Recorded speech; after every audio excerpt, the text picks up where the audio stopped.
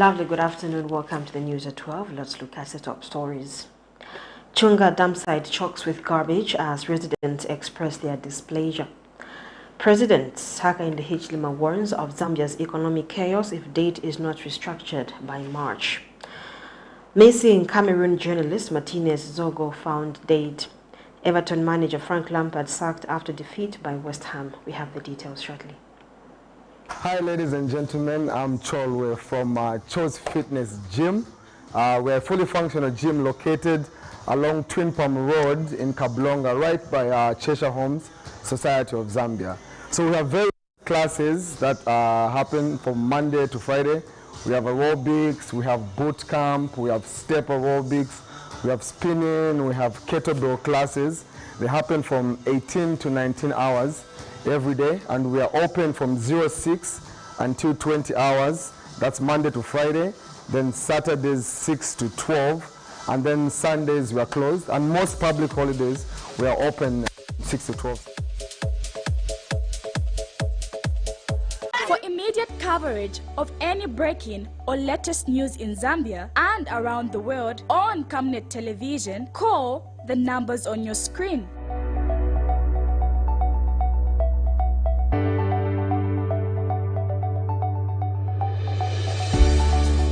Camnet television, bringing to your screens fair news, impartial news, credible and reliable news all the time. Get the whole truth on Camnet World News.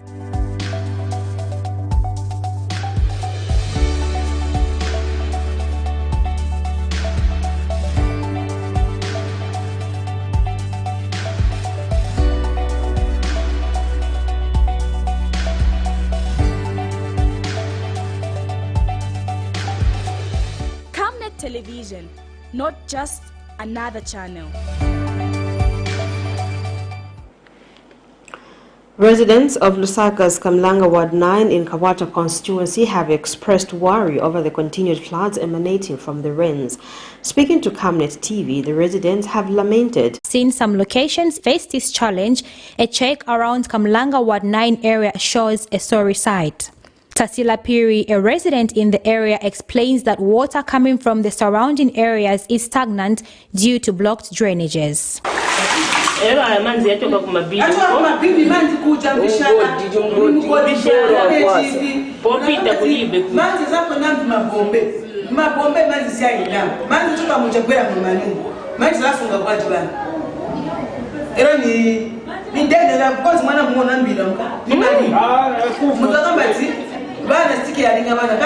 Others spoken to say the councillor has not reached out to the people on finding a solution to this perennial challenge. That thing is becoming full and it does nowhere where it can take the water. As a result, it's spilling the water back to the community. And there are a lot of... To contact the councillor, the area councillor for this area, but up to now, no help has come. So we are appealing to the relevant authorities, the other people that can help us. Look at the way the water is.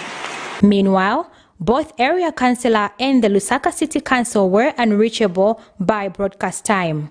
Beatrice Chabaya, Camnet News, Lusaka. Mwembeshi Ward 31 in Matero constituency Chunga area are at high risk of waterborne diseases as garbage from the Chunga main dump site has extended, rendering the Chunga Great North Road completely impassable. Speaking to Camnet News, residents also allege that criminals have taken advantage of the enormous stretch of garbage and have begun dumping corpses, stating that one was left dead along the same road 3 days ago. Meanwhile, area councillor Crispin Kambole has attributed the problem to community-based enterprises that are afraid of getting stuck at the Chunga main dump site due to the mud, stating that the Lusaka City Council has however been notified of the problem and will move in to clear the road. More in this report. I'm here in Chunga community under Matero constituency in Lusaka, and this is the road connecting Chunga road to the Great North Road. But as you can see, this road behind me has completely been blocked with garbage. The entire road is completely impassable because the waste from the main Chunga dump site has extended to the road. And the garbage here is actually threatening to close up even the very bridge in this area. The residents here have expressed fear of waterborne diseases should nothing be done anytime soon. They can come and clean over this. Then two, over this. This is a point. Abana wa schools. Bakula endela kuisa. Mise bota mangako. Mukashite ndeke ya utabana wa school bale endelo ku. But look, they have dumped the waste on the road. There is no any car that is passing through this road. And we have the councillors. I've tried to engage some civic leaders. Nothing is happening. We don't see the councillor coming to our place. We don't see the MP. We only see the MP when he's maybe flying outside. But look at this. For me, I feel this is the reason why we voted for them. This is soon will start now. They'll start now throwing these waste things in the drainage, which is carrying water to wherever it is taking. And look at how much we are going to be exposed to diseases. I think it only can local government, Garden Comb, not as you as was a good as you want as a pitamo. So we as a pitamo, as you want. Matraki ngaya bwera kubota ya pashto panga line nero swake ya linga na pota ya wata chepali ponse chabi. Ero ndiye marodi ya meti mayuzinisa ona ni waivala rodi na mabini eka yonsi. Others also allege that due to this problem, some unscrupulous people have taken advantage and have begun to even dump dead bodies here. 2-3 days time per flight. After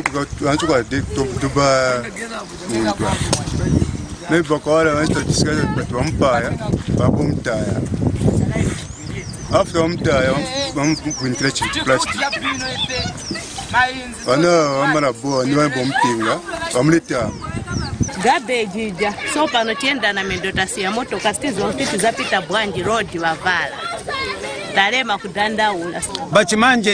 Belonging to the Lusaka City Council, LCC broke down hence the delay in clearing the garbage, stating that this will be cleared before the end of the week. We will continue to follow the story and see how it ends, and hopefully, according to the residents, it will not be too late. Zipora Mshala, Camnet News, Lusaka. The Lusaka Water Supply and Sanitation Company says 80% of the residents in Lusaka City are not connected to the sewer system.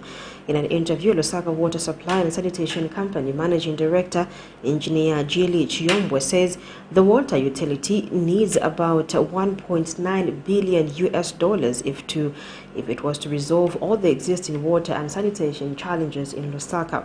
He says the population in Lusaka is growing faster than the available infrastructure, further calling on cooperating partners to work hand in hand with the water utility company.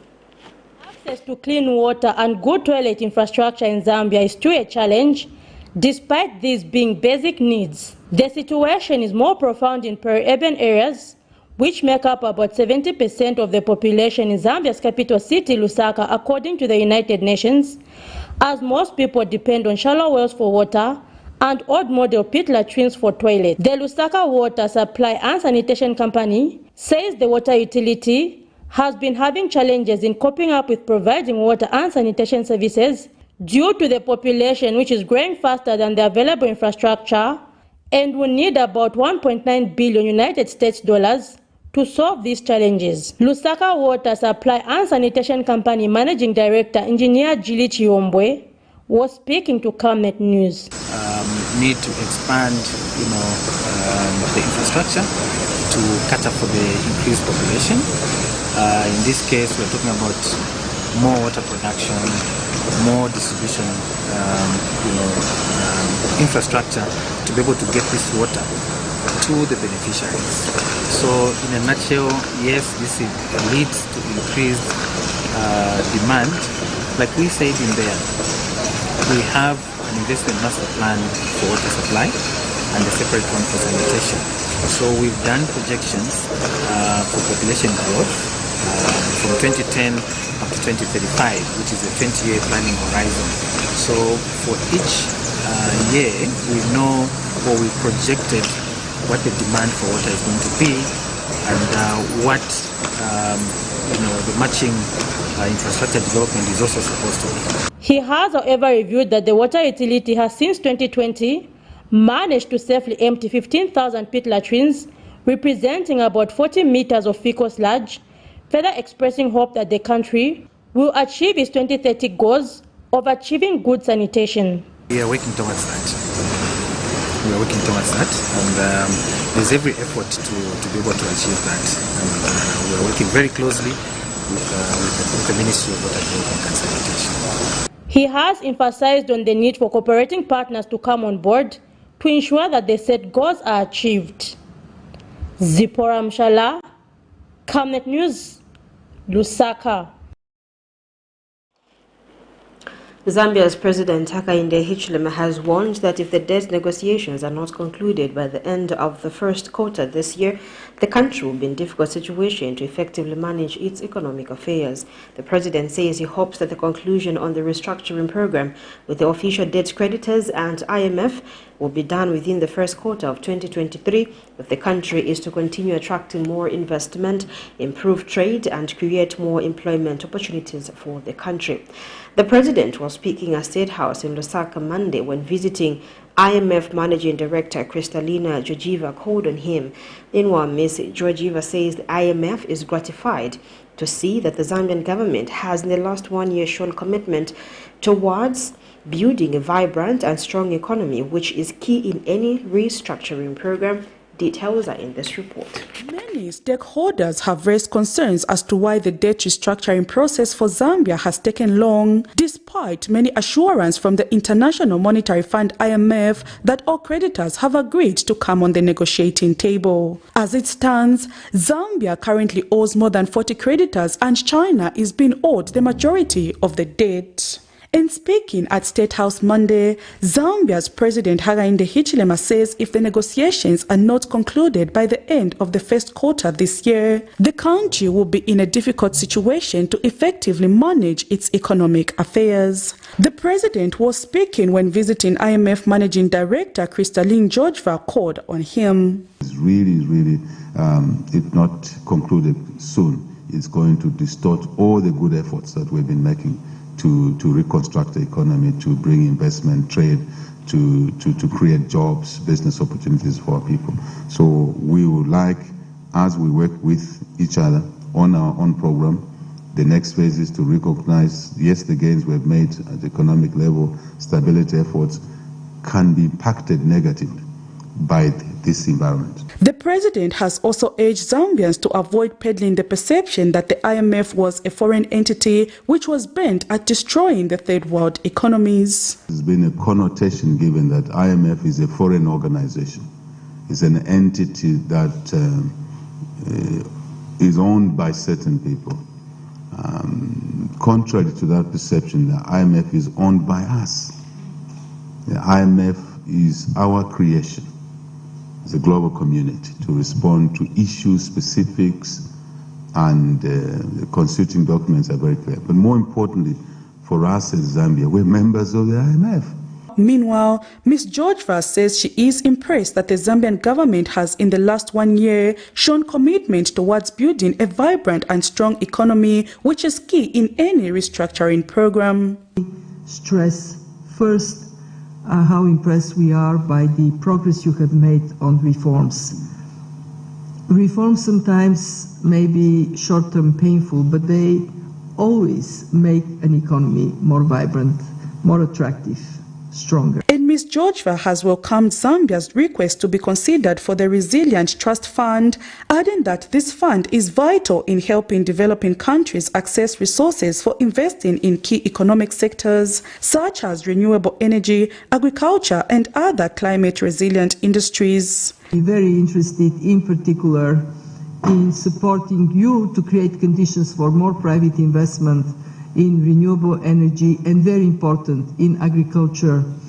The IMF Managing Director is in Zambia for a 2-day visit where she is expected to hold meetings with different stakeholders such as the Ministry of Finance, the Central Bank of Zambia, and other key economic players in the financial sector.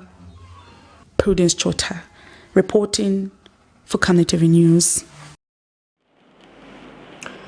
The Economic and Financial Crimes Court High Court Division has allowed the Anti-Corruption Commission to join as a second respondent in a case in which Azadi Investment Limited has sued former Tourism Minister Ronald Chitotela seeking an order for payment of 6.5 million kwacha and the corresponding VAT owed to their company. High Court Judge Pixie Yangailo has ruled that ACC is an interested party in the case, given the fact that it issued a restriction notice of the subject property in this matter, thus grant the application. The Lusaka High Court has granted the Anti-Corruption Commission's plea to be joined as a second respondent to a matter that former Tourism Minister Ronald Chitotela, who served under the Patriotic Front administration, has been sued by Azadi Investment Limited.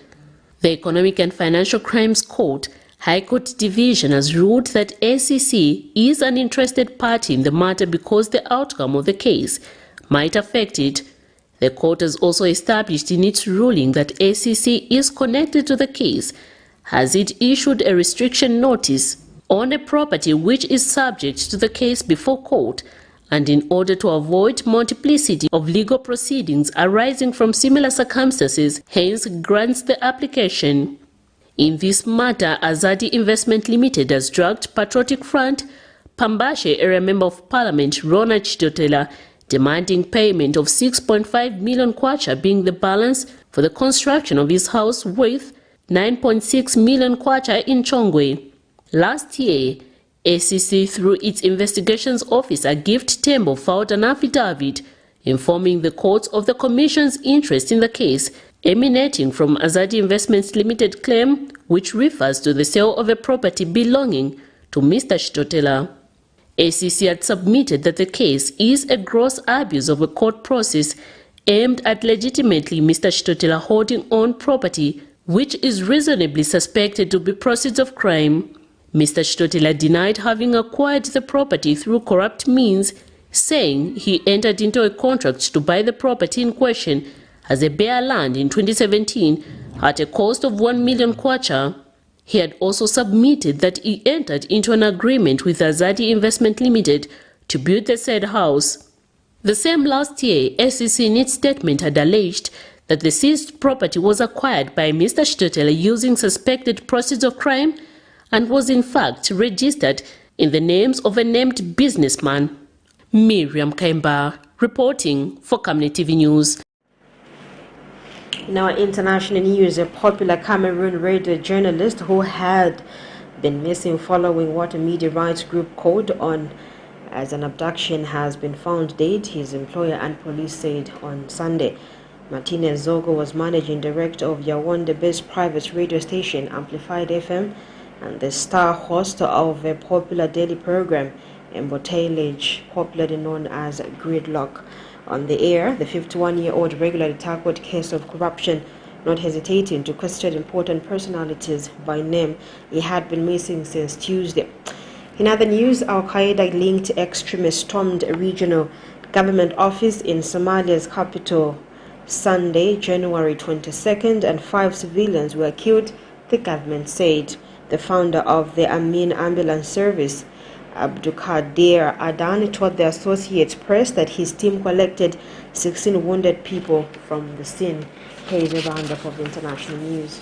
A popular Cameroon radio journalist who had been missing following what a media rights group called an abduction has been found dead. Martinez ZOGO was managing director of Yaoundé-based private radio station Amplitude FM and star host of a popular daily program, Embouteillage, which means gridlock.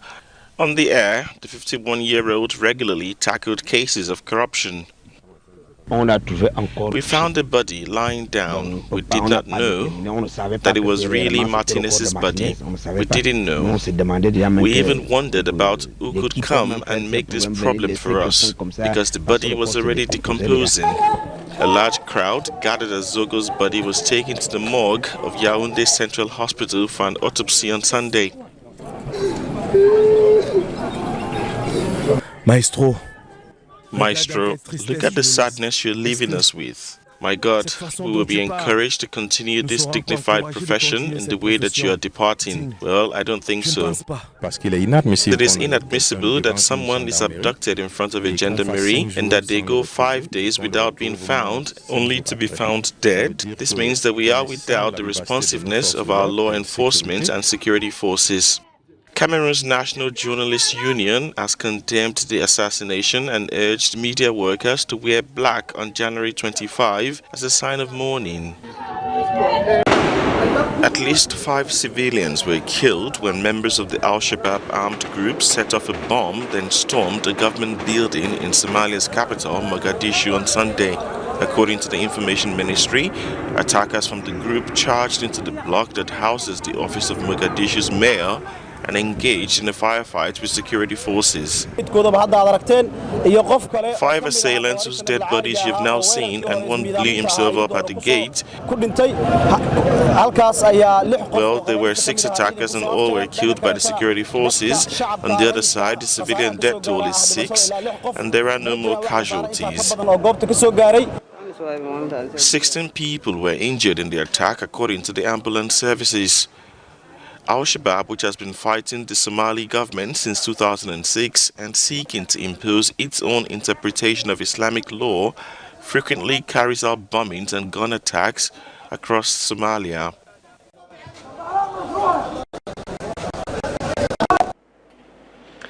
Time now for sports news.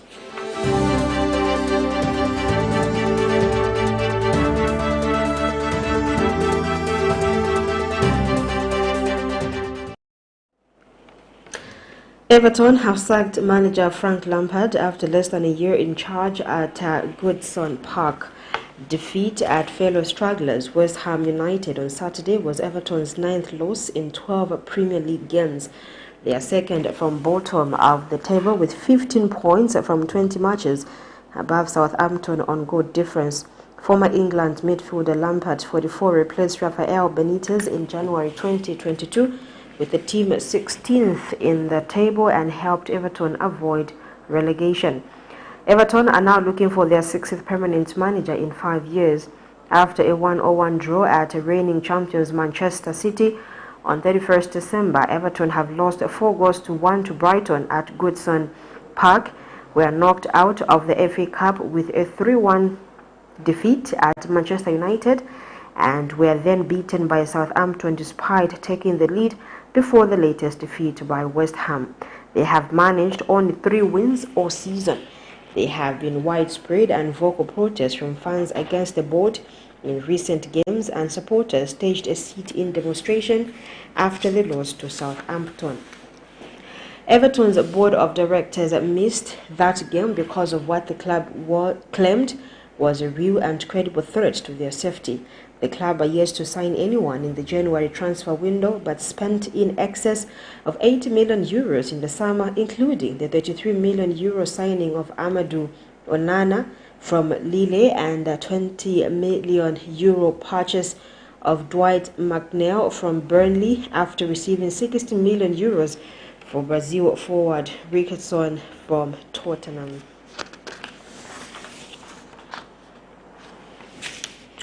On that sporting item, we come to the news at 12 hours. Let's look at some of the top stories. CHUNGA DUMPSITE chokes with garbage as residents express their displeasure. President Hakainde Hichilema warns of Zambia's economic chaos if debt is not restructured by March. Missing Cameroon journalist Martinez ZOGO found dead. Everton manager Frank Lampard sacked after defeat by West Ham. Thank you so much for watching. My name is Louisia Nalupumbwe. Bye for now.